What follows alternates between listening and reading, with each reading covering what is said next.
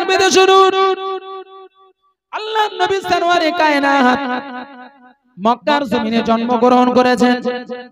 মক্কার অসভ্য বড় বড় যুগ, অসভ্যতা তাদের মধ্যে জীর্ণ লেখাচারে লিপ্ত ছিল। অন্ধকার সমাজ থেকে আলোকিত করার মাঝে হযরত মুহাম্মদুর রাসূলুল্লাহর ছিল অবদান ছিল। হযরত মুহাম্মদুর রাসূলুল্লাহর উপরে অত্যাচার নির্যাতন নিপীড়ন হয়েছিল, কিন্তু মুহাম্মদুর রাসূলুল্লাহ আল্লাহ পাকের কোরআন তেলাওয়াত করা কি বন্ধ করেছিলেন? কোরআন তেলাওয়াত বন্ধ করেছিলেন? সমাজের মানুষ শুধু লটারি কাটা, টাস পাশা, জুয়া খেলার মধ্যে লিপ্ত ছিল। মহান আল্লাহর হাবিব বলে দিয়েছেন, হে পৃথিবীর মানব সম্প্রদায়, হে মক্কাবাসীরা শুনে নাও, ইন্নামাল খামরু ওয়াল মাইসিরু ওয়াল আনসাবু ওয়াল আজলামু রিজসুম মিন আমালিশ শাইতান। হে মক্কাবাসীরা, হে পৃথিবীর মানব সম্প্রদায় শুনে নাও, ইন্নামাল খামরু ওয়াল মাইসিরু, মদ পান করা, ওয়াল মাইসিরু ওয়াল আনসাবু ওয়াল আজলামু, ঠাকুর পূজা করা অর্থাৎ পীরের মাজার পূজা করা, আর আপনার লটারি কাটা, টাস পাশা, টাস খেলা, জুয়া খেলা, আপনার তীর নিক্ষেপ করা। এক মক্কার মানুষেরা শুনে নাও, এই কাজগুলো হলো রিজসুম মিন আমালিশ শাইতান, এগুলো আমালে শয়তান, শয়তানি কাজ, শয়তানি আমল। আজকের সেই সমাজ, আল্লাহ রাসূলের জামানায় যে সমাজ ছিল, আপনি আপনার গ্রামের দিকে ফলো করে দেখুন, আপনার গ্রাম এলাকার দিকে ফলো করে দেখুন, টাস পাশা, লটারি খেলা, জুয়া খেলা এখন কি সেরেছে? এখন সেরেছে? রাসূলুল্লাহ বলছেন, দেখো এই যারা লটারি কেটে থাকে, এই যারা জুয়া খেলে থাকে, এরা দুপুর বেলা দুটো ভাত খাচ্ছে, স্ত্রী গোশত রান্না করেছে, ওই ভাত সুন্দর করে গোশত রান্না করে স্বামীর সামনে তুলে দিয়েছে। স্বামী ভাবতেছে, গোশত ওই অমুক আব্দুর রহমানের 10 লাখ টাকা রয়েছে, ওই টাকাটা কিভাবে কামাই ধনবো, কিভাবে আমি জুয়া খেলে ওর কাছ থেকে টানবো, এই চিন্তা ধারায় লিপ্ত। ও গোশ খাচ্ছে না, গোশ খাচ্ছে না কসু ঘোড়ার ডিম খাচ্ছে, ও নিজেই বুঝতে পারে না।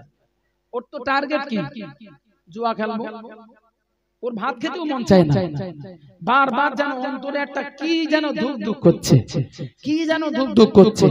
আরে 30 টাকার লটারি, 300 টাকা কামাই করবো, 10টা লটারি কাটবো, বাড়ি চাল থাক আর আলু থাক, মূলো থাক, হেন থাক, ওই লোকের জিনিস চুরি করে এনে খা, অন্তত 300 কামাই করেছি, 30টা লটারি কাটবো, যদি পাই 1 কোটি। এখন ও যে নাম্বারে কেটেছে, তার পরের নাম্বারে 1 কোটি পড়েছে, ও কি বাঁচবে? দুদিন যদি বেশি বাঁচতো, দুদিন হায়াত কমবে না বাড়বে? একটুখানি বিচার করে বলুন। ভাইরা আমার কান পেতে শুনুন, আল্লাহর নবী সরওয়ারে কায়নাত নূর নবী মুহাম্মদুর রাসূলুল্লাহ বলেন, এই সমস্ত কার্যগুলো শয়তানের কাজ, শয়তানি কাজ। এই কাজগুলো যারা লিপ্ত থাকে, ওই সমস্ত মানুষের খাওয়া ঘুম থাকে না, ওই মানুষগুলোর অন্তরে কোনো তাসাল্লি থাকে না, অন্তরকে শান্তি দিতে পারে না, অন্তরে কোনো খুশি বলে কিছু থাকে না, সদা সর্বদা টার্গেট, তার ঘুম থাকবে না, তার গোসল থাকবে না। বিবি যদি একটা কথা বলে, ওই বিবির পাল্টা উত্তর দিতে যে বিবিকে ধরে পেটানো, বিবিকে ধরে পেটানো, এবং ওই বিবিকে বলতে বলতে বলতে বলতে 1 তালাকের জায়গায় 13 তালাক দিয়ে বসে। 13 তালাক দিয়ে বলছে, হুজুর বাঁচাও, হুজুর। সে রাগের বশীভূত হয়ে আমি আমার বিবিকে 13 তালাক দিয়ে ফেলেছি। রাগের সময় 14 তালাক দিলে কিছু হয় না হুজুর। হ্যাঁ, রাগের সময়, আরে পাগল, রাগ হয় বলেই তো তালাকটা দেয়, রাগ হয় বলেই তালাক দেয়। তুমি দেওয়ানো হয়ে এসেছো, মদ খেয়ে এসেছো, তোমার বিবিকে যদি বলো তালাক, তালাক হয়ে যাবে, তালাক, তালাক হয়ে যাবে। তুমি যদি লিখে দাও, লিখে দাও, তালাক হয়ে যাবে। রদ করার ক্ষমতা কারণ নেই। কি করবো এবারে? কি করবো? কি করবো এবারে? তা তোমার বিবিটা তালাক হয়ে গেছে, তারা যদি আবার অন্য জায়গায় বিয়ে দেয়, তারা যদি ছেড়ে দেয়, একে তো টক পান্তা, আবার কুকুর দিয়ে টেস্ট করে নেওয়া হচ্ছে। স্বামী দিয়েছে তালাক, আর যত যন্ত্রণা, যত দুর্ভোগ স্ত্রীটা, অন্য স্বামীর ঘরে যেতে হচ্ছে। আর স্বামী দিবি দিয়ে একটু ভালো দেখে দিয়ে সে বুড়োর কাছে যাচ্ছে, ঘুরিয়ে নিতে হবে। জি, শরিয়াতের মাসলা হলো ওই বিবিটাকে, যুবক যাদের ক্ষমতা আছে, যৌবনের ক্ষমতা আছে, তার সাথে খলাওয়াতে সহিয়া হতে হবে। রাত যাপন করে খলাওয়াতে সহিয়া হওয়া লাগবে। চুক্তি করে যাচ্ছে, তোর সাথে বেঁধে দেবো, কালকে ছেড়ে দেবে, খবরদার। ওর ঘরে থাকবি বটে, সাইডে থাকবি, চুক্তি করা চলতেছে। এরকম বাদরামি শরিয়ত বলছে তোমরা শরিয়ত মানবা, তোমার এই হিলা করতে বলেছিল কে? এই বাদরামি করবা তা? তেমন সেই নবী দাউদ আলাইহিস সালামের জামানায় বলছে শনিবারে মাছ ধরা তোমাদের জন্য নিষেধ। ওরা মাছগুলো চলে এসেছে নবী দাউদ আলাইহিস সালামের মুখের কণ্ঠ, কোকিল কণ্ঠ আওয়াজ শোনার জন্য সমুদ্রের মাছগুলো এক জায়গায় হয়ে গেছে, আর এই সুযোগে ওরা ঘিরে ফেলেছে বনি ইসরাইল। বলছে শনিবারে ধরা যাবে না, তার রবিবারে ধরবে। মানে শরিয়তের মশলাটাকে ওরা ঘুরিয়ে মেরেছে। এই জন্য ওরা কাফের। ওরা সব বাঁদর তৈরি হয়েছে। রাতের বেলা ঘুম থেকে উঠে দেখে সকালবেলা কেউ সেই আড়ার উপরে, কেউ সেই মেজের উপরে। কি ব্যাপার? সে বাঁদর। বনি ইসরাইলের 70,000 বাঁদর। কি জন্য? নবী দাউদ নবীর ওই কথাটাকে ওরা কৌশল করেছে। ভাইরা মান কান বেঁধে শুনুন, এই পৃথিবীর বুকের জীর্ণ লোকাচার সবটাকে দুর্বৃত্ত করার জন্য বিশ্বনবী মুহাম্মদুর রাসূলুল্লাহর আবির্ভাব ঘটেছিল 570 খ্রিস্টাব্দে 12 রবিউল আউয়াল সোমবারের রজনীতে পৃথিবীর বুকে নেমে এসেছিলেন বিশ্বনবী মুহাম্মদুর রাসূলুল্লাহ সাল্লাল্লাহু আলাইহি ওয়াসাল্লাম। যেদিন রাত্রে হযরত মুহাম্মদুর রাসূলুল্লাহর আম্মা জান হযরত আমিনার সাথে আব্দুল্লাহর সাথে যেদিন বিবাহ হয়েছিল, ওই রাতের বেলা আমিনার আব্বা জান আমিনাকে ঘরের ভিতরে ঢুকিয়ে দিয়েছে। আব্দুল্লাহর ঘরে বাসর রজনী ঘটবে। বাসর রাতে ফুল সজ্জার রজনীতে ওই রাতের বেলা ঘরে ঢুকিয়ে দিয়েছেন। হযরত আমিনা লক্ষ্য করে দেখেন তার স্বামীর কপালের উপরে পেশানি মোবারকে নূরে মুহাম্মাদি জলজল করে স্বচ্ছ। হযরত আমিনা বর্ণনা করেন, আমি দেখলাম আমার স্বামীর দিকে লক্ষ্য করে তিনি পৃথিবীর মানুষ বলে মনে হচ্ছিল না গো, তিনি বলেন একজন আল্লাহর পাকের নূরের ফেরেশতা মতো দেখা গেল। আমি আর থাকতে পারি না, ছুটে যে কপালে চুম্বন করলাম, আর সেই নূরে মুহাম্মাদি আমার পেটে চলে আসলো। জোরে বলুন সুবহানাল্লাহ। কিতাবের মধ্যে লেখা রয়েছে, কিছু সিরাতের কিতাবে লেখা রয়েছে, সিরাতে হারাবিয়ার মধ্যে লেখা রয়েছে, মাওয়াহিবুল আদুনিয়ার মধ্যে লেখা রয়েছে। ও পৃথিবীর মানব সম্প্রদায় শুনে নাও, বিভিন্ন কিতাবের মধ্যে লেখা রয়েছে বিশ্বনবী মুহাম্মদুর রাসূলুল্লাহ তিনি স্বাভাবিক নিয়মে পৃথিবীতে জন্ম নিয়েছিলেন। আবার কিছু রিওয়ায়াতে লেখা রয়েছে হযরত আমিনা তার স্বামী আব্দুল্লাহর কপাল মোবারকে চুম্বন দিয়েছেন। ওই চুম্বনের মোবারকে রাসূলুল্লাহ মায়ের পেটে গিয়েছেন। দুটো রিওয়ায়াত বললাম। আল্লাহু আ'লাম, আল্লাহু আ'লাম, আল্লাহই ভালো জানে। স্বাভাবিক নিয়ম, মা বাপের মিলনে, মা বাপের আলিঙ্গনে, যৌন মিলনে পেটে সন্তান ধারণ করে যে মায়েরা। রাসূলুল্লাহর এই বর্ণনায় বহু রিওয়ায়াত আছে, রাসূলুল্লাহ ঠিক ওইভাবে মায়ের পেটে এসেছেন। এর যুক্তি দলিল সব আছে, বহু আছে। আবার এই যুক্তিটাও বহু আছে যে ওই নূরে মুহাম্মাদি চুম্বনের মধ্য দিয়ে পেটে গিয়েছে। হযরত আমিনা রাদিয়াল্লাহু তাআলা আনহা স্বপ্ন যোগে দেখেন, স্বপ্ন যোগে দেখতে পান তিনি দেখছেন আব্দুল্লাহর সাথে যেদিন বিবাহ হয়ে গেল, তারপর তিনি ভোরবেলা তিনি স্বপ্ন যোগে দেখছেন আকাশে চন্দ্র নেমে পড়ে। তিনি দেখছেন চন্দ্র নেমে পড়ছে, ছুটে যে ওই চন্দ্রকে বক্ষে জড়িয়ে ধরেছেন।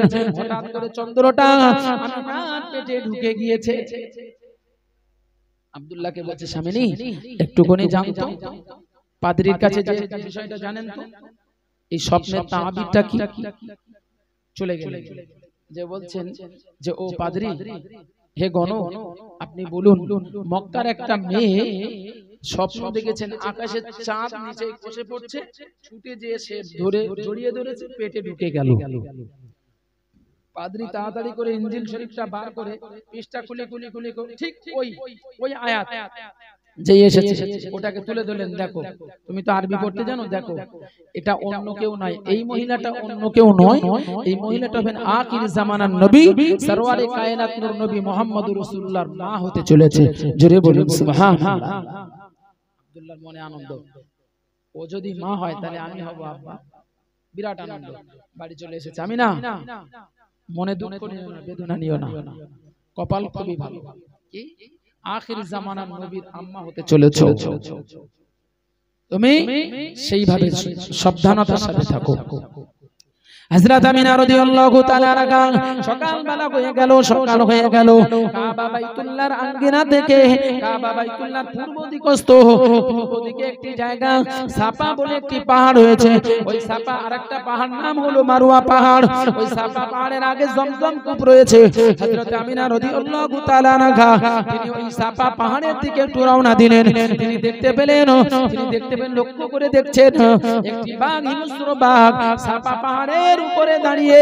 অপর একটা পাহাড় মারওয়া পাহাড়, ওই পাহাড়ের উপরে একটি হরিণ, সে সেখানে দাঁড়িয়ে থাকতে থাকতে আপনার নাচতে নাচতে নাচানাচি করতে করতে ছুটে চলে আসলো। হরিণ আর বাঘ দুটো এক জায়গায় হয়ে গেল। দারে আরকান মাঝখানে, দারে আরকান সাফা মারওয়া পাহাড়ের মাঝখানে দারে আরকান। ওই দারে আরকানের জায়গাটা এসে ওই হরিণ আর বাঘ দুটো এক জায়গায় মুখোমুখি হয়ে মুখে মুখে শুধু চুম্বন খাওয়া শুরু করেছে। হযরত আমিনা লক্ষ্য করে দেখছেন, তাই তো জীবনে এরকম আশ্চর্য বিষয় তো দেখিনি। বাঘ যে হিংস্র প্রাণী, ও তো হরিণ শিকার করা ওর অভ্যস্ত। কি ব্যাপার, হরিণের মুখে চুম্বন খাচ্ছে, কি ব্যাপার? বাঘটা মুখ উঁচু করে আমিনার দিকে যেই না তাকিয়েছেন, আমিনা পিছনের দিকে চলে যাচ্ছেন, কাবার দিকে, কাবা শরীফের দিকে চলে যাচ্ছেন। ওই সময় মায়ের জবান খুলে গেল, হরিণের জবান খুলে গেল। ওরা দুজনাই একই বাক্যে বলেছিল, ও আখির জামানার নবীর আম্মা জান, ও আখির জামানার নবীর আম্মা জান, না না না না, আপনি পিছপা হবেন না, আপনি ভয় আতঙ্কিত হবেন না, আপনি পিছনে যাবেন না, যাবেন না। আমার নাম আপনার কাছে, আপনার কদমের দিকে আমরা যাব, আপনাকে তাজিমে সিজদা করব। আপনাকে পেয়ে গিয়েছে সুবর্ণ সুযোগ। ও আম্মা জান, আখির জামানার নবীর আম্মা জান, তথা আমাদের আম্মা জান, আপনি ওখান থেকে সরবেন না, সরবেন না, আপনার কদমে একটু চুম্বন দিয়ে দেব, এই জন্য দেব। আজকে আপনি অন্য কেউ নন, আপনি হলেন আখির জামানার নবীর আম্মা জান হতে চলেছেন। জোরে বলুন। আমিনা বলছে, ভাগ কি ব্যাপার, তুই তো শিকারকারী পশু, কেন শিকার করতে ভুলে গেলি? আর হরিণ, তুই তো বাঘের দিকে তো পলায়নকারী পশু, তুই তো পালিয়ে যাবি, তুই আজকে বাঘের মুখে চুম্বন দিচ্ছিস, এর কারণটা কি? দুটোই জবান খুলে গেল। হযরত আমিনার দিকে লক্ষ্য করে বলছেন, ও আম্মা জান, ও আখিরি জামানার নবীর আম্মা জান, শুনুন শুনুন শুনুন, আজকের আখিরি জামানার নবীর একটি সুগন্ধ পেয়ে গিয়েছি। এত সুগন্ধ এই আপনার এই কাবার আঙ্গিনায়, সকালের হাওয়া, সকালের বায়ু, এত মুগ্ধ পরিপূর্ণ হাওয়া, এই বায়ুতে আখিরি জামানার নবীর এত সুগন্ধ বার হয়। ওই সুগন্ধ আমাদের নাকে চলে গিয়েছে।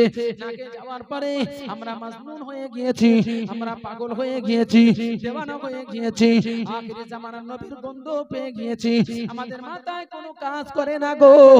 এইজন্য আজকের আমরা হরিণার বাগে একই সঙ্গে আনন্দে উৎফুল্ল হয়ে যে, উল্লাসিত হয়ে যে, মুখে মুখে চুম্বন দিতে পেরেছি। আর চতুর্দিকে খোঁজাখুঁজি করেছি, এই গন্ধটা, সুগন্ধটা কোন দিক দিয়ে আসছে? চতুর্দিকে লক্ষ্য করলাম, না না না না না, কোথা থেকে পেলাম না। এর উৎসটা পেয়ে গেলাম, এর উৎসটা পেয়ে গেলাম।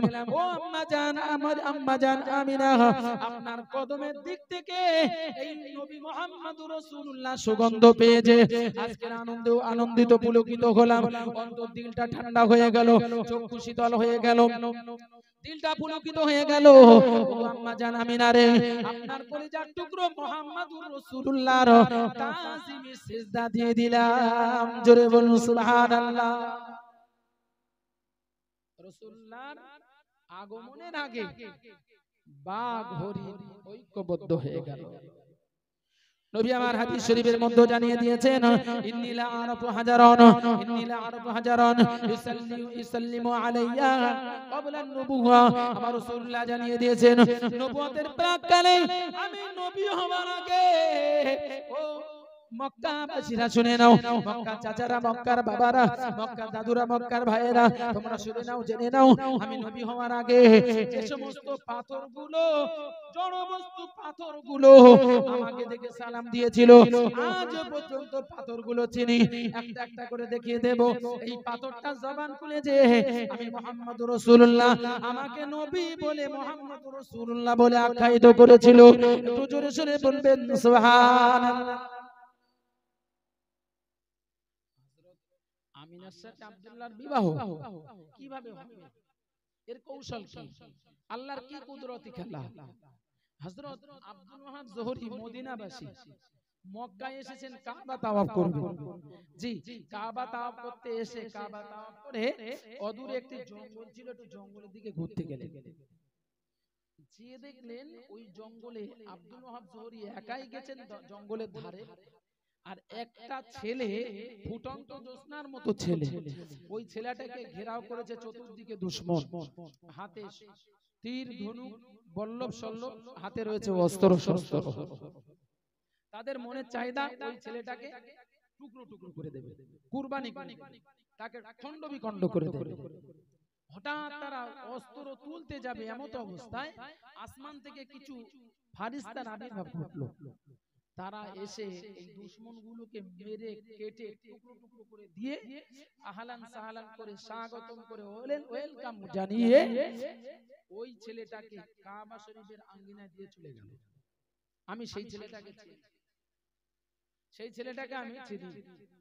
সেদিন জিজ্ঞাসা করেছেন আব্দুল ওয়াহাব জোহরী, জিজ্ঞাসা করেছিল, বাবা তোমার নামটা কি? বলেছিল আমার নাম আব্দুল্লাহ। ব্যাস, আবার কাবা তাওয়াফ করতে এসেছেন, আর কাবা শরীফের যিনি ইমাম তার নাম ছিল কি? Abdul Muttalib. ইনি কে? আব্দুল মুত্তালিব কে? আমার নবীজির দাদু, অর্থাৎ আব্দুল্লাহর আব্বাজান। আব্দুল মুত্তালিব বলেন আব্দুল ওয়াহাব জোহরী, ও আব্দুল ওয়াহাব জোহরী শোনো শোনো, তোমাদের ইয়াসরিব শহর, ওই মদিনার জমিন, মদিনা শহরে এমন কি ভালো মেয়ে রয়েছে, সুপাত্রী তোমাদের মদিনার জমিনে কেউ কি আছে? ওই সময় আব্দুল ওয়াহাব জোহরী বলেছিলেন, ও কাবা শরীফের ইমাম, কার জন্য আপনি মেয়ে দেখতে চলেছেন? বলছে আমার একটি কলিজার টুকরো সন্তান আব্দুল্লাহ, তার নাম ওই আব্দুল্লাহ, আব্দুল্লাহকে বিবাহ করার জন্য গোটা শাম দেশ থেকে শুরু করে বিভিন্ন দেশের মানুষ আমাকে প্রস্তাব জানিয়ে দেয়। বহু রাস্তায় চলতে ফিরতে আমার ছেলেকে ব্যতিব্যস্ত করে তোলে। আব্দুল্লাহকে বলে, ওগো আব্দুল্লাহ, তুমি আমার সাথে যদি বিবাহ করো, তোমার সাথে আমি বিবাহ করতে চাই। আব্দুল্লাহ বলেন, আমার আব্বাজান যে বিবাহতে রাজি সেই বিবাহটা আমার জন্য বাধ্য, সেই বিবাহটা আমার জন্য হালাল। না না না, আমার সাথে কোনো কথা হবে না। মাথায় হ্যাট করে ফেলেন। রফিকা বলে একজন জ্ঞানী বিজ্ঞানী মানুষ ছিলেন, তিনি ইনজিল শরীফের একজন ইনজিল শরীফের জ্ঞানী মহিলা ছিলেন। বলে, আব্দুল্লাহ তোমার সাথে আমি বিবাহ করতে চাই। বলছেন, এবার আমার আব্বাজান যেতে রাজি নন, আমি তাতে রাজি নই। তবে বলছে, যদি নাও বিবাহ করো, অন্তত একটা রাতের জন্য, একটা রাতের জন্য তোমার কাছে শয়ন আমাকে করা লাগবে। বলছেন, এই বিবাহ বন্ধন আবদ্ধ হওয়ার আগে এই প্রস্তাব আমার কাছে কোন প্রস্তাব, এটা কি কোনোদিনই তো হতে পারে না। রফিকার উদ্দেশ্য, তিনি তো অন্য ধর্মের মানুষ, উদ্দেশ্য ওই যে নূরে মুহাম্মদ জ্বলছে, নূরের প্রকাশ বার হচ্ছে, একটা বার যদি ওর সাথে আলিঙ্গন করতে পারি, নূরে মুহাম্মদ অর্থাৎ মুহাম্মদ সাল্লাল্লাহু আলাইহি ওয়াসাল্লামের মা হয়ে যেতে পারবো। জোরে বলুন সুবহানাল্লাহ। কোনো কথা নয়, আল্লাহ যাতে রাজি তাতে রাজি। আব্দুল ওয়াহাব জোহরীর দিকে লক্ষ্য করে বলেন, আমার একটা ছেলে রয়েছে, ওই ছেলেটার নাম হলো আব্দুল্লাহ। ওই আব্দুল্লাহকে বিবাহ দেব, একটি সুপাত্রীর প্রয়োজন। হযরত আব্দুল ওয়াহাব জোহরী বলেছিলেন, ও ভাইজান শুনুন শুনুন, তবে বহু দূরের একটি মেয়ের সন্ধান এসেছে। ওই মেয়েটার সন্ধান দিতে যে আমি বলবো আমার একটি মেয়ে রয়েছে, ওই মেয়েটির নাম হলো আমিনা গো, আমার মেয়েটার নাম আমিনা। তবে এই মক্কা জমিন থেকে 600 থেকে 650 কিলোমিটার রাস্তা। কোথায়? মদিনায়। বলছে মদিনায় তা কি হয়েছে, ঠিক আছে যাওয়া হবে। আর তখন তো আর প্লেন ছিল না, যানবাহন ছিল না, আর রাস্তা 6 থেকে 650 কিলোমিটার কেন বলেছি, পাহাড় ঘুরে যেতে হতো। তাই এখন পাহাড় কেটে রাস্তা, সুড়ঙ্গ রাস্তা করে দিয়েছে, এই জন্য 400 থেকে 450। জি, তো এতটা রাস্তা ভেদ করতে হবে। আব্দুল মুত্তালিব বলছে, ঠিক আছে যাব, আগামী মাসে যাব, অমুক দিনে চেষ্টা করব, ওই দিনে পৌঁছানোর চেষ্টা করব। তিনি সেই মতো বার হয়ে গেলেন। একাকী গেলেন, যে আব্দুল ওয়াহাব জোহরীর ঘরে গেলেন। বলছে, আব্দুল ওয়াহাব জোহরী, আপনার কন্যা সন্তান ওই আমিনাকে আমার সম্মুখে নিয়ে আসেন, কেমন মেয়েটা একটু দেখি, কিছু কথা জিজ্ঞাসা করি। বলছো কাবার ইমাম, ও কাবার ইমাম আব্দুল মুত্তালিব শুনে নেন আমার স্ত্রী তথা আমিনার আম্মা জান আপনার জন্য একটু মেহমানদারির ব্যবস্থা করছেন, কিন্তু নাস্তা পানির ব্যবস্থা করছেন, খানা পিনার ব্যবস্থা করেন। আপনি দূরের মেহমান, আপনি কাবা শরীফের মুতাআল্লি, আপনি কাবা শরীফের ইমাম, হুজুর আপনি একটু অপেক্ষা করুন। এই অপেক্ষার সময়ের মধ্যে আমার পরিজাত টুকরি সন্তান আমিনার ছোট্ট বেলার কয়েকটা কথা আপনাকে শুনিয়ে দেব, তাহলে আপনার একটু দৃঢ় বিশ্বাসে যেতে পারে, আমিনা সম্পর্কে একটু ধারণা হয়ে যেতে পারে। কি ঘটনা বলছে? ওর এই ছোট বয়স, মাত্র 6 বছর বয়স ছিল, সেই সময় একটা ঘটনা বলছে। একটা ঘটনা বলছে, বহু ঘটনা আছে, তবে একটা বলছে। কি বলছে? ওর বান্ধবীকে নিয়ে বান্ধবীর বাড়ি থেকে যাচ্ছিল, আর যেতে যেতে রাস্তার প্রতিমধ্যে একটা রাস্তায় সোনার টাকা পেয়েছে। ওই টাকাটা নিয়ে ওর বান্ধবী বলছিল, ও বুবু আমিনা চলো আমরা প্রদর্শনীয় কিছু সাজ সরঞ্জাম কিনে নেই, আমরা কিছু সুখাদ্য রাজভোগ খাদ্য ক্রয় করে খেয়ে নেই, আর কিছু টাকা পয়সা থাকবে তুমি আমি ভাগ করে নিয়ে যে যার মতো আমরা একটু স্বাচ্ছন্দ্য আমাদের হয়ে যাবে। আমিনা বলছে না, আমানত আমানত আমানত। হযরত আমিনা বলেছিলেন আমানত। আর আজকের আমাদের আমানত কি বলুন? আরে আমানাতের খেয়ানত হবে, এটাই হলো কিয়ামতের লক্ষণ। আমানত তথা দায়িত্ববোধ মানুষের যখন উঠে যাবে, কিয়ামতের লক্ষণ। হাদিস শরীফের মধ্যে লেখা রয়েছে আয়াতুল মুনাফিকি সালাসা, মুনাফিকদের চিহ্ন হলো তিনটি। মুনাফিকদের চিহ্ন কে কে? মুনাফিক চিহ্ন বোঝা যাবে, ইজা ওয়াদা খলাফা, যখন ওয়াদা করবে সে খেলাফ করবে, ওয়াদা করে ভঙ্গ করবে, এটা হলো মুনাফিকের লক্ষণ, মনে রাখবেন। ওয়াইদা উতুমিনা খানা, আর যখন কোনো আমানত অর্থাৎ দায়িত্ব নিয়ে রাখবে, এই দায়িত্বটাকে আমানতটাকে বুঝে দেবে না। রাসূলুল্লাহ বলছেন আল আমানাতু মাগরামান, আমানতকে খেয়ানত করা হবে। ইযা দুনিয়াতিল আমানাতু ফান্তাজিরিস সাআতা, ইযা দুনিয়াতিল আমানাতু ফান্তাজিরিস সাআতা। ও আমার সাহাবীরা শুনে নাও, ও আমার সাহাবীরা জেনে নাও, ওই সময় কিয়ামত হয়ে যাবে। তোমরা অপেক্ষায় থেকে যাও, তোমরা ইন্তজার করো, ওই সময় কিয়ামত হবে। ইযা দুনিয়াতিল আমানাতু ফান্তাজিরিস সাআতা, যখন আমানত খেয়ানত করা হবে, দায়িত্ব মানুষের উঠে যাবে। আজকের গ্রামের প্রধান হয়েছি, গ্রামের জেলা পরিষদ হয়েছি, এলাকার এমএলএ হয়েছি, আমাদের উপরে যে দায়িত্ব ছিল ওই দায়িত্বটাকে আমরা উল্টো করে দিলাম। যেদিকে তোড়া মারবে, যেদিকে টেবিলের তলা থেকে 10,000 মেরে দেবে, সেদিকে বিচার চলে যাবে। এটা হলো দায়িত্ব খেয়ানত করা, এটা আমানত চায়, আমানতটাকে তছনছ করে দেওয়া। আমার রাসূলুল্লাহ জানিয়ে দিয়েছেন এই সমস্ত জামানা যখন এসে যাবে, ও আমার সাহাবীরা তোমরা কিয়ামতের জন্য তৈরি হয়ে থাকো। কিয়ামত কি জানো? মহাপ্রলয়। জি, এই পাহাড় উঠতে থাকবে, জমিন ফেটে চৌচির হয়ে যাবে। জি, কত রকম গজব আপনি নেবেন। تعرض الفتن على القلوب كالحصير عودا عودا, تعرض الفتن على القلوب كالحصير عودا عودا। এমন একটা জামানা এসে যাবে মানুষের অন্তরে এত এত পরিমাণ ফিতনা পড়বে, তুরাদুল ফিতানি আলাল কুলুব, মানুষের অন্তরে এত ফিতনা পড়ে যাবে, টপ টপ টপ টপ করে ফিতনা পড়বে। কালহাসির উদান উদা, আমার নবী পাক সাল্লাল্লাহু জানিয়ে দিয়েছেন, যেমন মায়েরা খেজুর গাছের পাতাগুলো চিরে চিরে চিরে চিরে একটার পর একটা গেতে গেতে চাটাই তৈরি করে থাকে, এরকম ভাবে একটার পর একটা ফিতনা পড়তে থাকবে।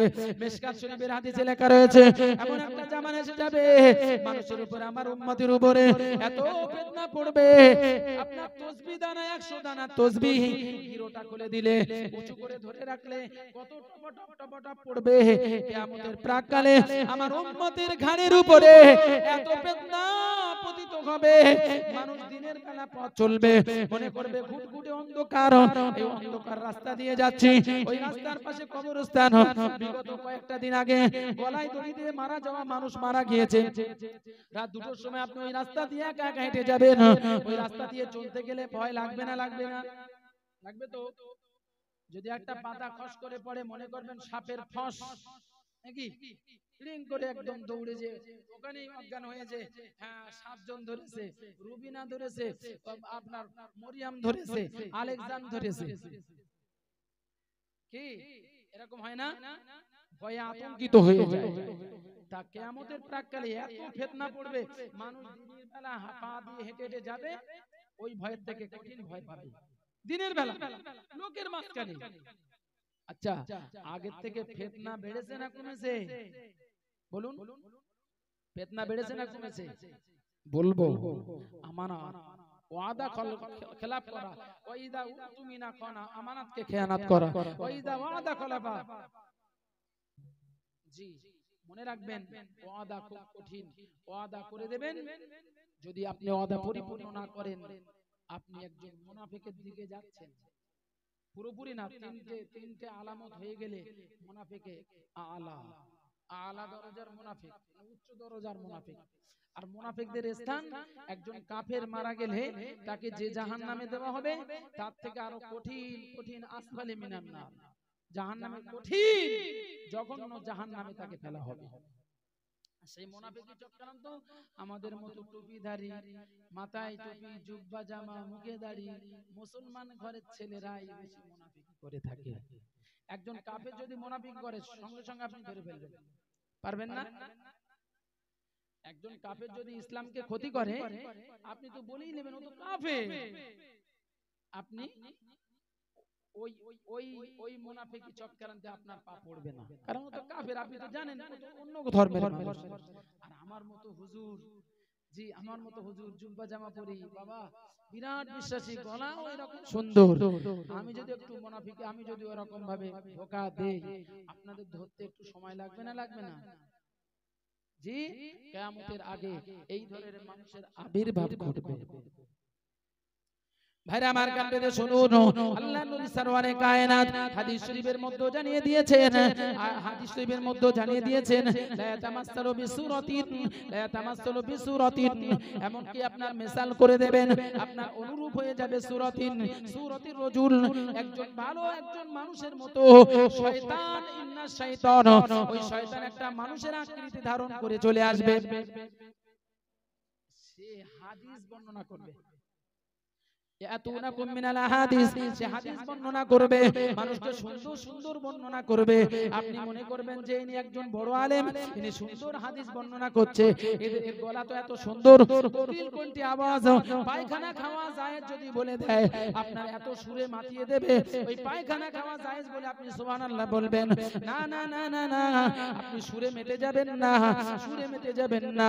শয়তানের গান যখন শুরু হয়ে যাবে কিয়ামতের আগে, শয়তানি গান যখন শুরু হয়ে যাবে, মানুষগুলো এত পরিমাণ নাচতে থাকবে, এত এত পরিমাণ মানুষ নাচতে থাকবে, যে নাচ আজকের পৃথিবীর জমিনে নেই, সে গান সে বাজনা পৃথিবীর জমিনে নেই। আজকে ডিজে গান যখন শোনেন, আপনার বুক ধড়ফড় ধড়ফড় করে, মনে হয় একটু নাচি।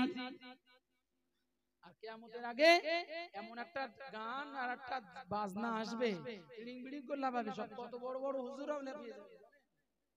আর শয়তান, ওর গলার আওয়াজটা এরকম, এত সুন্দর কোকিল কণ্ঠী, মানুষকে বিভ্রান্ত করার জন্য, মানুষকে ভ্রান্ত পথে নিয়ে যাওয়ার জন্য এই কোকিল কণ্ঠী আওয়াজ দিয়ে মানুষকে ধোঁকা দিয়ে থাকে।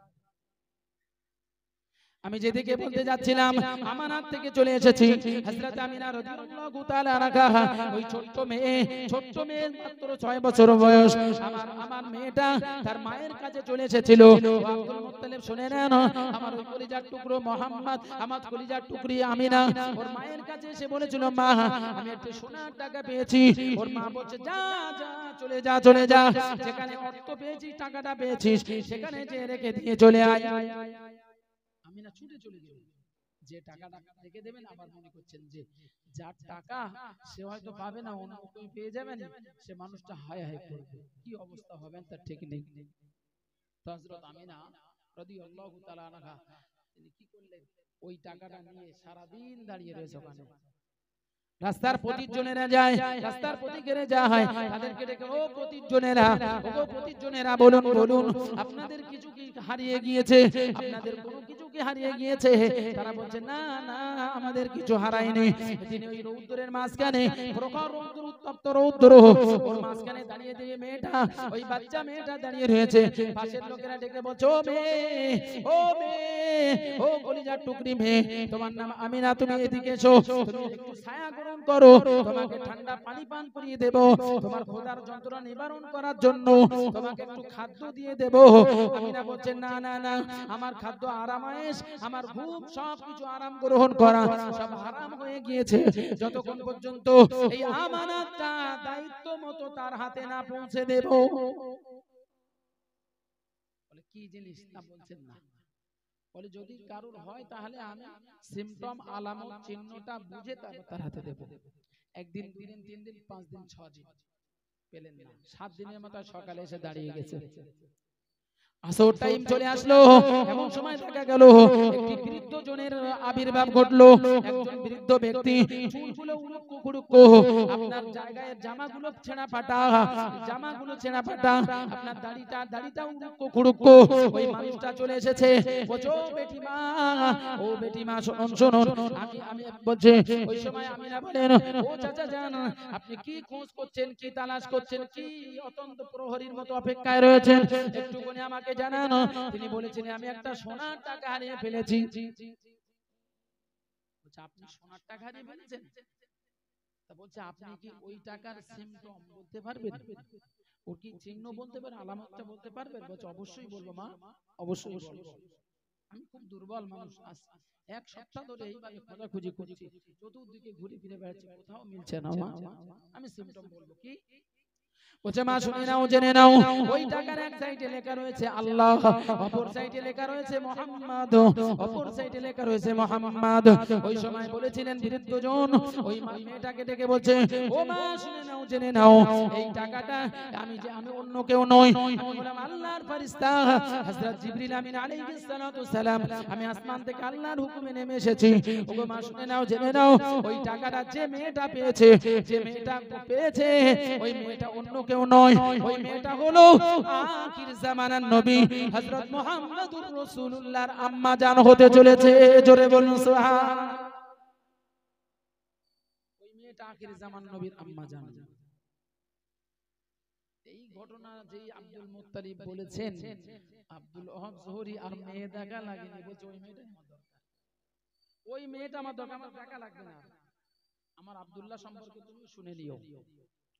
একদিন আব্দুল ওহাব জোহরিকে বললেন আপনি আমার ছেলেটাকে একটু দেখে যাবেন। তো একদিন তিনি আসলেন, এসে দেখছেন সেই আব্দুল্লাহকে সামনে দেখে বলছে এই সেই ছেলে যাকে ঘেরাও করেছিল দুশমনেরা মারার জন্য, হঠাৎ আরিস্তা এসে একে সিকিউরিটি গার্ড দিয়ে একে কাবার আঙ্গিনায় দিয়ে গেছিল, আমি তাকে খুব ভালো জানি, আর তার নামও ছিল আব্দুল্লাহ। তারা বুঝতে বাকি নেই এই সেই আব্দুল্লাহ। বিবাহ হবে, কোন রিওয়ায়েতে আছে মক্কার আঙ্গিনাতেই বিবাহ হয়েছিল। সুন্দর সংসার ঘটে গেল, ফুল সজ্জা রজনী এসে গেল, আপনার বাসর রজনী এসে গেল। ওই বাসর রজনী সেদিন ছিল রাসূল পাক সাল্লাম যেদিন মায়ের পেটে এসেছিলেন, সেদিনটা হলো রজব মাসের প্রথম জুমার রজনী। ওই রজনীতে মায়ের পেটে চলে এসেছিলেন, আর সেদিনটা হলো বাসর রজনী, সেদিন ছিল বাসর রজনী। আব্দুল্লাহ মিনার বাসর হয়ে গেল, এত সুন্দর ফুল সজ্জার রাত, সারা রাত্র ঘুমান না, সারা রাত্র জেগে জেগে স্বামীর দিকে দেখে অবাক হয়ে গেলেন, তাজ্জব হয়ে গেলেন, আশ্চর্যান্বিত হয়ে গেলেন। হযরত আমিনা বললেন আমি কি সোনার চেহারা পেয়ে গেলাম, এত সুন্দর চেহারার ছেলে পৃথিবীর বুকে কোনো মানুষ হতে পারেন না। আল্লাহ পাকের জানো আসমানি ফেরেশতা নূরের চেহারা মোবারক নিয়ে পৃথিবীর বুকে নেমে এসেছেন, আর সেই স্বামী আমার কপালে জুটে গেল। স্বামীর দিকে তাকিয়ে তাকে সারা রাত্র না ঘুমিয়ে স্বামীর দিকে তাকিয়েছিলেন, স্বামী আমিনার দিকে তাকিয়েছেন। ওই আমিনার দিকে এত নূর নূর নূর, ওই নূরে মোবারক দেখে আব্দুল্লাহ অবাক হয়ে গেলেন। আব্দুল্লাহ আশ্চর্যান্বিত হলেন, ওগো আমিনা, তোমার মতো এত অপরূপা সুন্দরী আমার এরকম আমার আদৌ কল্পনা ছিল না, তোমার মতো অপরূপা সুন্দরী আমার নসিবে জুটবে। এইভাবে বাসর হলো একদিন, দুদিন, 3 দিন, 2 মাস হয়ে গেল প্রায় কাছাকাছি। একদিন আব্দুল্লাহ বলছেন আমিনা, আমার ভাইয়েরা আমাকে বলেছে, বাবা ভাই আব্দুল্লাহ, তুমি তো বিবাহ করেছো, তোমার সংসার হয়ে গিয়েছে, কিছু খরচপাতি রয়েছে, তুমি তো কোনো কাজ কাম ব্যবসা বাণিজ্য জানো না, তুমি আমাদের সাথে সামদেশে ব্যবসা করতে যাবে, আমাদের মাল সামানগুলো হেফাজত করবে, আমরা তোমাকে পর্যাপ্ত পরিমাণ স্যালারি দিয়ে দেব। কথা দিয়ে দিয়েছে। আব্দুল্লাহ বলছেন আমি তো কথা দিয়ে দিয়েছি, আমার ভাইদের সাথে ব্যবসায় যাব। দিন ঘনিয়ে আসছেন, আগামী অমুক দিনে হবে। দু মাস এখানে ছিলেন। জি, এবারে দিন ঘনিয়ে এসেছে, ভাইদের সাথে ব্যবসা করতে যাবে। ভাইদের নাম ছিল, কারোর নাম মোকাবের, কারোর নাম আবু লাহাব, কারোর নাম আবু তলিব, কারোর নাম হামজা, এই আপনার কারোর নাম ছিল আব্বাস। এইভাবে 9 ভাই মিলে 10 ভাই আব্দুল্লাহকে নিয়ে দিন ঘনিয়ে এসেছে। যেদিন রাত শেষ রাত পাচ্ছেন হযরত আমিনা সারা রাত্র ঘুমায়নি। স্বামী স্ত্রীর সাথে এত মধুর মিলন, স্বামী স্ত্রীর সাথে এত মায়ার কথা, প্রেমের কথা। জি, আমিনা বলছেন, ওগো আমার প্রাণের স্বামী, সেই ইয়াসরিব শহর থেকে, মদিনা থেকে একজন মাত্র মক্কায় যদি মেয়ে থাকে, তা সেই মেয়েটা আমি আর আপনার বিবি হয়েছে।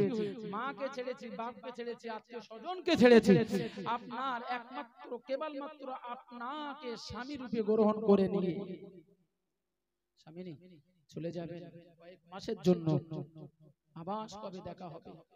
আমিনা বুঝতে পারছেন না যে ওই রাত্রটা শেষ দেখা, ওই রাত্রটা আব্দুল্লাহর সাথে শেষ দেখা আমিনা বুঝতে পারেননি। প্রথমে বুঝতে পারেননি, নইলে ছাড়তেন না। এটা আল্লাহ পাকের কুদরত। দিন ঘনিয়ে আসলো, সকাল হয়ে গেল, ফজরের নামাজ পড়ে নিল, সকলেই ফজরের নামাজ পড়ে নিয়ে কাজ শুরু করে নিল। কয়েক মাসের জন্য তারা ব্যবসা করবেন, উটের উপরে মাল সামান চড়িয়ে দিয়েছে। এবারে তারা রওনা দেবেন হযরত আব্দুল মুত্তালিবের 10 ছেলের কাফেলা। এরা সকলে রেডি হয়ে গিয়েছে, 10টা পুত্রবধূ নিয়ে এক জায়গায় হয়ে গিয়েছে। এরা সকলেই তাদের স্বামীদেরকে ছেড়ে দেবেন, তারা যাবেন যেতে যেতে যেতে যেতে, সবাই যাচ্ছেন যেতে যেতে যেতে যেতে। আর অন্যান্য 9 ভাইয়ের স্ত্রীরা তারা ইতিপূর্বে স্বামীদেরকে ব্যবসায় পাঠিয়েছেন, তাদের অন্তরকে বুঝ দিতে পেরেছেন। কিন্তু আমিনা এই সর্বপ্রথম আমিনা বুঝ দিতে পারেন না, এত কান্নায় ভেঙে পড়েছেন, ঝরঝর করে চোখের পানি ঝরায়। সকল স্ত্রীরা সব যে যার মতো বাড়ি চলে গেল। আমিনা ওখান থেকে ছুটছেন না, ওখান থেকে সরেন না, ওখানে দাঁড়িয়ে আছেন।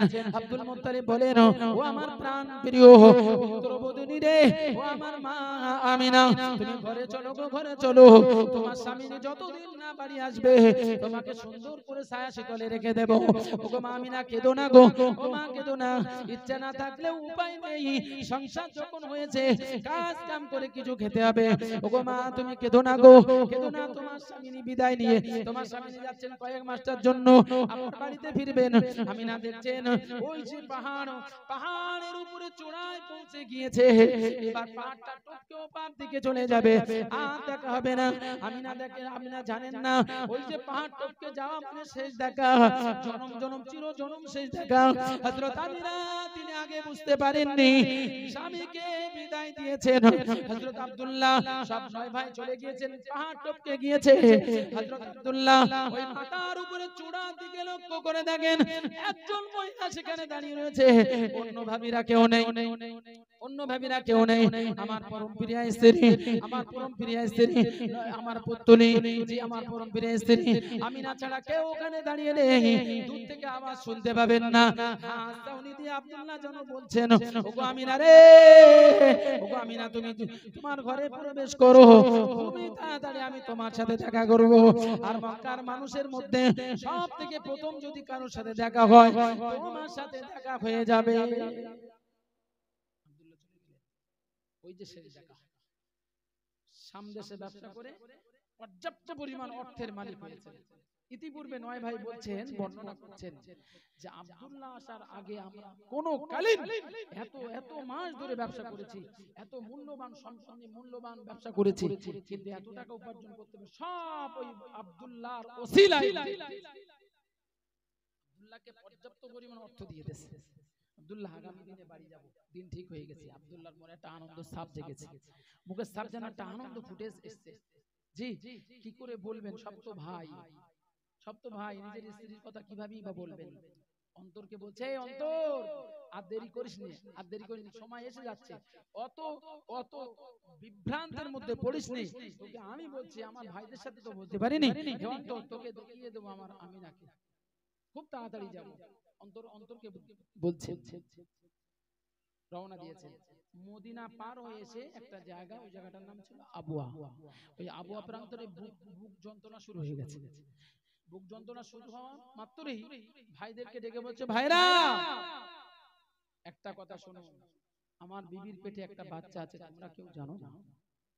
তার সিম্পটম সবকিছু আমি জেনেছি। আমার বিবির পেটে একটা সন্তান আছে, আমি হয়তো মারা যাব, বাঁচবো না দুনিয়ায়। তো আমার ওই এতিম সন্তানটাকে, এতিম ছেলেটাকে তোমরা খবরদার, মক্কার ছেলেরা যদি ওকে মারধর করে, ওকে যদি কেউ মারধর করে, তোমরা খবরদার ওকে একটু শেল্টার দিও। আর একটা কথা, ওই বাচ্চা যখন খুব কান্নাকাটি করবে বাপের জন্য, তা আমার কবরটাকে একটাবার দেখে নিয়ে যাবে।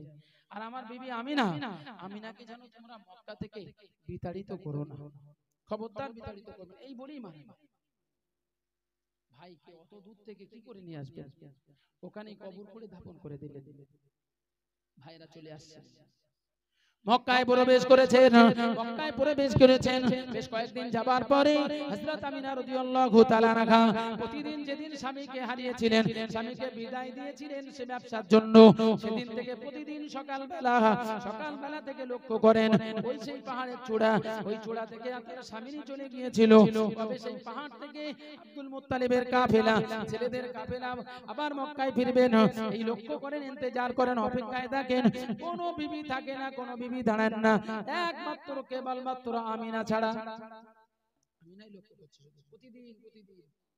আব্দুল মুত্তালিব বলে, ওগো আমার মা, তুমি বারবার এখানে এসে তাকিয়ে দেখো কেন গো? তোমার স্বামী খুব তাড়াতাড়ি ফিরবে, মোবাইলের ব্যবস্থা নেই, হয়তো কথা হচ্ছে না, খুব তাড়াতাড়ি ফিরবে, মনটাকে ঠান্ডা করো।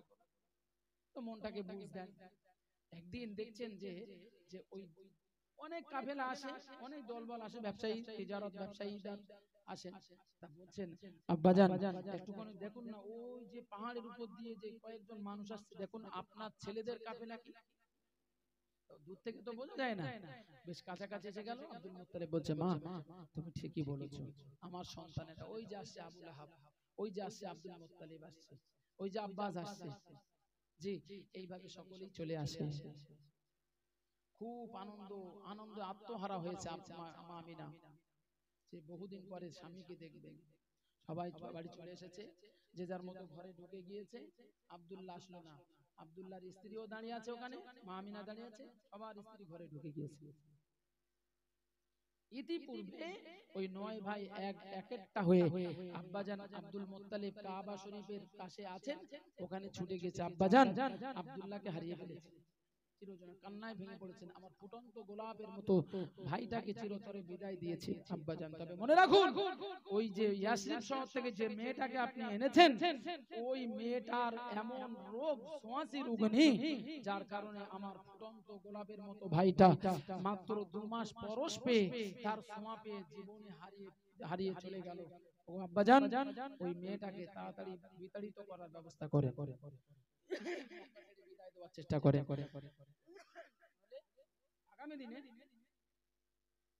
আগামী দিনে আপনার এই 9 ছেলে এদের জীবন হারাতে পারে, কারণ ও এমন একটা রোগ নিয়ে এসেছে মদিনা থেকে, ওই রোগ ওর গায়ের হাওয়া যদি কেউ পায় বাঁচবে না কেউ।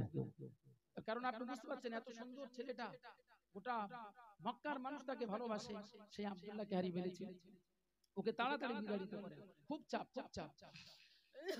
এবারে ওরা চলে এসেছে, মা আমিনা কাঁদতে চলে গেছে। ওগো আব্বাজান বলুন আপনার কলিজার টুকরা আব্দুল্লাহ কোথায় রয়েছেন? এখনো পর্যন্ত বাড়ি প্রবেশ করেননি। সবাই বাড়ি প্রবেশ করেছেন, কিন্তু আপনার ছেলে আব্দুল্লাহ আসেননি। ওগো আব্বাজান বলুন। হযরত আমিনা হযরত আব্দুল মুত্তালিব কান্নায় ভেঙে পড়েছেন, কান্নায় ভেঙে পড়ে লুটোপাটি খেয়ে বলছে, মা গো, ও মা, তোমার স্বামী আব্দুল্লাহ তথা আমার কলিজার টুকরা আব্দুল্লাহ চিরতরের মতো বিদায় নিয়ে ওই আবওয়া নামক প্রান্তরে সমাধিস্থলে সেখানে জনম ঘুমিয়ে পড়েছে গো। ও মা, তুমি কেঁদো না, তোমার কান্না সইতে পারি না গো, তোমার কান্না সইতে পারি না। তোমাকে আমি সর্বশেলটা দিয়ে দেব, তোমাকে আশ্রয় দিয়ে দেব, তোমার মনে কোনো কষ্ট রাখবো না। তবে শুনে নাও মা, তুমি বিবাহ করেছো মাত্র 2 মাস, আমার কলিজার টুকরো আব্দুল্লাহর সাথে তুমি সংস্পর্শ লাভ করেছো, তোমার যৌবনতার কোনো গ্রাস আসেনি, তোমার যৌবনতার, তোমার যুবতী যে ভাব ছিল তার কোনো রকম লেশ পাইনি। ওগো মা গো, তোমার বিবাহের জন্য মদিনার হাজার হাজার ছেলেরা সকলে লালায়িত হয়েছিল। তোমার আব্বা জান কারোর সাথে বিবাহ দেয়নি। বহু অর্থশালী বড় বড় ব্যবসায়ীদের ছেলেরা তারা সকলে বিবাহ করতে চেয়েছিল। না না না না, তোমাকে বিবাহ দেয়নি, আমার কলিজার টুকরা আব্দুল্লাহর সাথে দেওয়া হয়েছিল। মা, তোমাকে বিবাহ দেওয়ার জন্য তোমার আব্বা জান সুপাত্রের ব্যবস্থা করে দেবে। রাত করে মুখের সাপটা আরো মলিন হয়ে গেল। আপনার মুখের সাপটা আরো জানো ভাবের একটা আবেগ চলে এসেছে। কি ব্যাপার, কি কথা বলছেন আপনি? আপনার মতো ছেলে পৃথিবীর বুকে হতে পারে না, আর সেই ছেলের মায়াকে ত্যাগ করে আপনি আমাকে অন্য পাত্রে দেবেন? এই কথাটা দ্বিতীয়বার বলবেন না। আমার যৌবন আজকের এই মক্কার মাটিতে আমি কুরবানি করে দিই, পুঁতে দিলাম। আমি যতদিন বাঁচবো আপনার ছেলে আব্দুল্লাহর কথা স্মরণ করে দুনিয়ায় বেঁচে থাকতে চাই মক্কার জমিনে। জোরে বলুন সুবহানাল্লাহ। এদিকে বিরাট চাপ, ওদিকে বিরাট চাপ। মক্কার উতবা উতাইবা সাইবা ওলিদ ইবনে মুগীরা, আবু সুফিয়ান, আবু লাহাব, এই ধরনের বড় বড় কাট্টা বেঈমান থেকে শুরু করে তার 9 ছেলে থেকে শুরু করে এরকম ভাবে গোটা মক্কার অলিতে গলিতে গ্রামে গঞ্জে হাটে বাজারে মাঠে ঘাটে সমস্ত জায়গায় আওয়াজ শুরু হয়ে গিয়েছে। এমন সোয়াসে নারী, এমন সোয়াসে রমণী, এমন একটা রুগুনি নব রমণী যার নাম হলো আমিনা, একটা ফুটন্ত জ্যোৎস্নার মতো ছেলের জীবনটাকে খেয়ে ফেলেছে। এই মক্কার জমিনে রাখা যাবে না। ওইরকম একটা করোনা ভাইরাসের থেকে কঠিন রোগনী এরকম মেয়েটাকে মক্কার জমিনে রাখা চলবে না। সবার পক্ষ থেকে চাপ এসেছে। আব্দুল মুত্তালিব যদি ওই আপনার পুত্রবধূটাকে যদি না সরিয়ে দেন তাহলে আমরা কোনো মতে আপনাকে ছাড়বো না। এদিকে ছেলেদের চাপ, ওদিকে সকলেরই চাপ। কি হবে? আমিনা কেউ চাবে না, তোমাকে আজকের রজনীটা, আজকের রাত্রিটা তোমাকে সময় দিয়ে দিলাম, তুমি ভেবে দেখো, আজ রাত্রে ভেবে দেখো তুমি কোন ডিসিশন টানবে, বলে ভেবে দেখো। সারা রাত ভাবছেন কি কথা বলেন, আজকে আমাকে ডিসিশন টানতেই হবে, তাকে বলতে হবে। সারা রাত আপনার জেগে থাকতে থাকতে ভোরের কাছাকাছি এসে একটু তন্দারা এসেছে। যেই না তন্দারা চলে আসলো, সাকিনা চলে আসলো, ঘুম ঘুম ভাব চলে আসলো। ওই সময় আমিনা স্বপ্ন দেখেন 4 জন রমণী চলে এসেছেন। এরা অন্য কেউ ছিলেন না, এরা ছিলেন সকলেই জান্নাতি রমণী। একটা ছিল বিশ্ববিখ্যাত কাফের যার নাম হলো ফেরাউন। ওই ফেরাউনের স্ত্রী মা আসিয়া, তিনি ছিলেন জাহেদা সালেহা, তিনি ছিলেন আল্লাহ ওয়ালি নারী, তিনি জান্নাতি রমণী, জান্নাতি সার্টিফিকেট প্রাপ্ত। ও পৃথিবীর মানুষ শুনে নাও, ও আপনার পিঠাপুকুর গ্রামের মানুষেরা শুনে নাও। আরেকজন এসেছিলেন হযরত ঈসা রুহুল্লাহ আলাইহিস সালামের আম্মা জান মরিয়ম চলে এসেছিলেন। আরেকজন এসেছিলেন ইব্রাহিম নবীর স্ত্রী যার নাম ছিল হাজেরা। একটি riwayate লেখা রয়েছে আরেকজন রমণী ছিলেন, তিনি ছিলেন আমাদের আদিমাতা হযরত মা হাওয়া আলাইহিস সালাম। এরা কি জাহান্নামী? এরা সকলেই আল্লাহর দয়ার জান্নাতি। এরা সে বলছেন, মরিয়ম বলছে, আরে আমার ঈসা রুহুল্লাহকে পেটে নিয়ে আমি কত পরীক্ষার সম্মুখীন হয়েছিলাম। আমার বিনা স্বামীতে সন্তান প্রসব করেছিলাম, কত অত্যাচার নির্যাতন, এক ঘরে করে দেওয়া, বয়কট করে দেওয়া, একটা সাইড করে দেওয়া, অসভ্য বলেন আমাকে আমার বজ্জাবান করে গালি দেওয়া, কম বেশি আবাল বৃদ্ধা বনিতা সবাই দিয়েছিল। তথাপিও আমার সেই সুপুত্র ঈসা রুহুল্লাহর কথা ভুলিনি। ঈসা রুহুল্লাহকে পেটে ধারণ করে ওই দোলনার শিশু তার জবান খুলে দিয়ে আমি যে সতী সাদী নারী ছিলাম, এটাকে ওই দোলনার শিশু ছেলেটাই ওই অল্প কয়েকদিন আড়াই দিনের বয়সের ছেলে, তাকে আল্লাহ পাক 1.5 লক্ষ ভাষা শিখিয়ে দিয়েছেন এবং যে যে ভাষায় প্রশ্ন করেছেন আমার কলিজার টুকরো সন্তান দোলনা থেকে হযরত ঈসা রুহুল্লাহ বলেছিল আমার মা সতী সাদী রমণী। জোরে বলুন সুবহানাল্লাহ। খবরদার, আখির জামানার নবী আসবেন এই মক্কায়। মা হাজরা বলছেন, ও বুবু আমিনা জানো আমার স্বামী বনবাসে দিয়েছিল, আমার ছেলে ইসমাইল জবিউল্লাহকে এইখানে রেখে গিয়েছিল। এখানে না ছিল পানি, না ছিল কোনো খাদ্য, জঙ্গল আর মরুভূমি। এখানে ছিল না কাবা, এখানে কোনো জনবসতি বলে কিছুই ছিল না, এখানে রেখে গিয়েছিল। কিন্তু আল্লাহর উপর তাওয়াক্কুল করে আল্লাহর পরীক্ষাকে উত্তীর্ণ হওয়ার জন্য চেষ্টা চালিয়ে গিয়েছিলাম। আর পরে যখন আমার স্বামী এই মক্কার কাবার আঙ্গিনায় এসেছিলেন, আল্লাহর হুকুমে একটি ঘর বানিয়েছিলেন, সেই ঘরটা হলো কাবা। আর এই কাবার মিস্ত্রি ছিলেন আমার স্বামী ইব্রাহিম, আর আমার কলিজার টুকরো সন্তান ইসমাইল জবিউল্লাহ ও ছিল লেবার। আল্লাহ পাক যে পাথরের উপরে দাঁড়িয়ে কাবা তৈরি করেছিলেন আমার স্বামী মাকামে ইব্রাহিম, ওই পাথরটা যতদূর উঁচু হয়েছিল ততদূর কাবার সাদ, যতদূর সাইডে গিয়েছিল ততদূর সাইড, যেরকম বানানো সেরকম ভাবে বানিয়েছিলেন।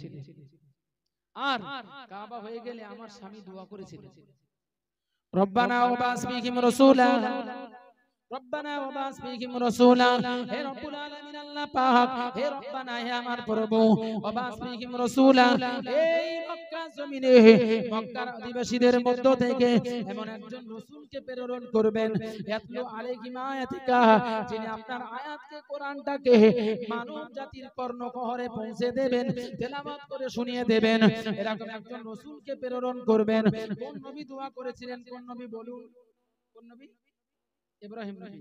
কে বলছেন? মা হাজেরা বলছে আমার স্বামী দোয়া করেছিলেন, রব্বানা ওয়াবাস ফীহিম রাসূলা ইয়াতলু আলাইহিম আয়াতিকা, ও রব্বুল আলামিন আল্লাহ পাক এই মক্কা জমিন থেকে এমন একটা রাসূলকে প্রেরণ করবেন, যিনি তেলাওয়াত করে শুনিয়ে দেবেন, আল্লাহ পাকের কোরআন শুনিয়ে দেবেন, ওয়াল হিকমাতা, এবং হিকমত জ্ঞান বিজ্ঞান যুক্তি বালাগাত দর্শন দিয়ে অলংকার দিয়ে মানুষদেরকে যুক্তি দিয়ে টেনে টেনে ইসলামের ছায়াতলে আকৃষ্ট করবেন, ওয়াল হিকমাতা ওয়া ইউযাক্কিহিম এবং এদের বর্বরতা অসভ্যতা, এদের জীর্ণ লোকাচার, এদের কুসংস্কারটাকে দূরীভূত করে দিয়ে এদেরকে পবিত্র বানাবেন।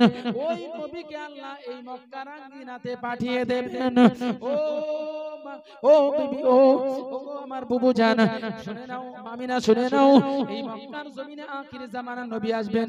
তিনি তো হলেন নবী, যিনি হলেন আমার স্বামী ইব্রাহিম নবী দোয়া করেছিলেন, সেই নবী তোমার পেটে অবস্থান করছে। ওগো আমিনারে খবরদার, খবরদার, যে যায় না বলুক না কেন, অত্যাচার নির্যাতন নিপীড়ন করুক না কেন, মক্কার আঙ্গিনা ছাড়বা না, ছাড়বা না। এই আঙ্গিনায় আখির জামানার নবীর আবির্ভাব ঘটে যাবে। একটু জোরে শুনে বলুন সুবহানাল্লাহ। আখির জামানার নবী চলে আসবে। আমিনা স্বপ্ন যুগে দেখছেন কত কি নেবেন, কিন্তু এবারে আমিনা বলছেন, আল্লাহ আল্লাহ আমি তো সুস্থ, এত সুন্দর সুস্থতায় সন্তান পেটে ধারণ করে পৃথিবীর কোন রমণী আজ পর্যন্ত এবং কিয়ামত পর্যন্ত এত আনন্দের সাথে সুস্থতার সাথে কোন সন্তান ধারণকারিণী রমণী পৃথিবীতে নেই। আমি তো পুরো সুস্থ, কিন্তু গোটা মক্কার গ্রামে গঞ্জে আবাল বৃদ্ধা বনিতা বুড়ো বুদ্ধি যুবক যুবতী সকলের মুখে একই কথা, আমার এত কঠিন রোগ ধরেছে আল্লাহ, আল্লাহ আমি তো সুস্থ অনুভব করছি, কিন্তু এত রোগের কথা বলেন কেন? এটা মনে রাখবেন, আমার রাসূলুল্লাহ যে ঔরস জাত দুনিয়ায় আসবেন, এই ঔরস জাত আদম নবী থেকে শুরু করে শীষ নবী থেকে শুরু করে ইব্রাহিম নবী থেকে শুরু করে ইসমাইল নবী থেকে শুরু করে যত নবীদের পেশানি মোবারকে আমার রাসূলের নূর এসেছিলেন, একটা কেউ জেনাদাবি ছেড়েছিলেন না, একটা কেউ দুশ্চরিত্রবান ছিলেন না। আপ টু আমিনার গর্ভ পর্যন্ত কেউ দুশ্চরিত্রা ছিলেন না।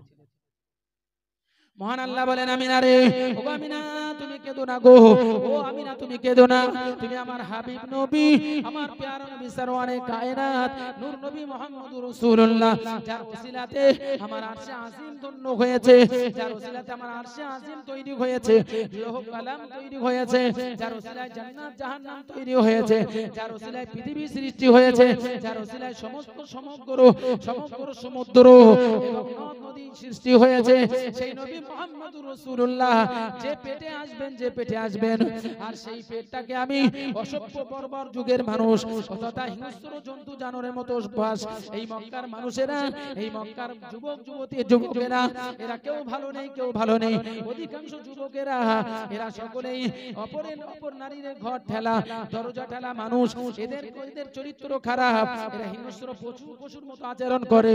আর সেই সুবাদে তোমার স্বামী আব্দুল্লাহ সম্ভ্রান্ত ঘরের ছেলে, সে তো বিদায় নিয়ে চলে গেল, তোমাকে একাবে। এরা তোমার চরিত্রটাকে আঘাত করবে, তোমার নিষ্কলি চরিত্রে আঘাত লাগিয়ে দিয়ে কালিমা নিপন করে দিয়ে আমার মুহাম্মদুর রাসূলুল্লাহর শানের খেলাফ করবে। না না না, আমি আল্লাহ পাক আল্লাহ তাআলা গোটা মক্কার মানুষের কানে কানে পৌঁছে দিয়েছি, আমার কৌশল দিয়ে আমার কুদরতি খেলা দিয়ে ওদেরকে ভেবিয়ে দিয়েছি। আমিনার এমন একটা রোগ ধরেছে, এমন একটা কঠিন রোগ ধরেছে, যে রোগের কারণে তার সোয়া পেলে সকলের রোগ ধরে মারা যাবে আব্দুল্লাহর মতো। আমি আল্লাহ পাক ওদের কাছে ঘৃণা ধরে দিয়েছি, যাতে আমার আখিরি নবীর আম্মা জানের চরিত্রের কালিমা নিপন না করতে পারে। জোরে বলুন সুবহানাল্লাহ। বলেন কৌশল কার? কৌশল আমার আল্লাহ। আল্লাহ পাকের সেই নবীর উম্মত আমরা। কি সুনাম ধন্য আমরা হতে পেরেছি, এত সুনাম ধন্য আর কে হতে পারে? সেই নবীর হয়ে আমরা কি করেছি, সেই নবীর হয়ে কি করেছি? ভাইরা আমার কান পেতে শুনুন, নেপোলিয়ন বোনাপার্ট, নেপোলিয়ন বোনাপার্ট যিনি খ্রিস্টান ঘরের ছেলে, খ্রিস্টান ঘরের ছেলে, তিনি একটি কথা বলেছেন, তাম পৃথিবীর যুগে যদি একটা ধর্ম, একটি ইসলাম, একটি রিলিজিয়ন যদি থাকতো, তাহলে সর্বপ্রথম নাম্বার ওয়ানে ওই ধর্মটা প্রাধান্য যোগ্য হতো। সেই ধর্মটার নাম হলো ইসলাম ধর্ম। জোরে বলুন সুবহানাল্লাহ। ওই ধর্মের প্রবর্তক, ওই ধর্মের প্রবর্তক হলেন হযরত মুহাম্মদুর রাসূলুল্লাহ। ওই মুহাম্মদুর রাসূলুল্লাহ तमाम বিশ্ব জগতে শান্তি প্রচার করেছেন। কোন রকম না অশান্তির বাতাবরণ ওড়াননি, তিনি শান্তির কথা বলেছেন, মানব জাতিকে আলোক দীপ্তি দেখিয়ে দিয়েছেন। এই অধঃপতিত হিন্দু সমাজ, এই অধঃপতিত অন্যান্য সমাজ, আর্য সমাজ, এই অধঃপতিত খ্রিস্টান সমাজ, অধঃপতিত ইহুদি সমাজ, সমস্ত সমাজগুলো সকলে অধঃপতিত হয়ে যেত যদি মুহাম্মদুর রাসূলুল্লাহ ইসলাম ধর্মটাকে দিয়ে গোটা বিশ্বের শান্তিটা যদি না বাতাবরণ উড়িয়ে দিতে পারতো, তাহলে কোনদিনের তরেও আমরা কোনদিন মাথা উঁচু করে বেড়াতে পারতাম না। জোরে বলুন সুবহানাল্লাহ।